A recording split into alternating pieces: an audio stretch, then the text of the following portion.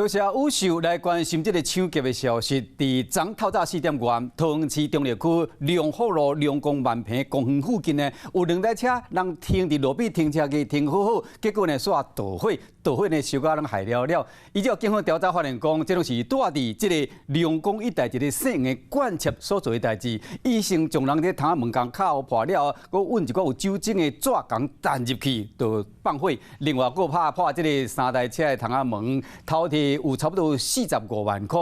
啊，这个管切是于1月份开始，就伫龙福路呢犯27件嘅汽车毁损加窃盗案件，互人抓到了又搁犯案。啊，即马已经互人依照窃盗毁损、公共危险罪等罪嫌去上班，并且申请受押。这警方除了加强巡逻，买到一寡监视设备来加强。Hello， 大家好，我是乃瑜，要教给大家2个任务。第一个，华视新闻的脸书专页，你按赞了吗？还有华视新闻的 YouTube 频道，赶紧订阅起来，还要记得按赞，开启小铃铛哦。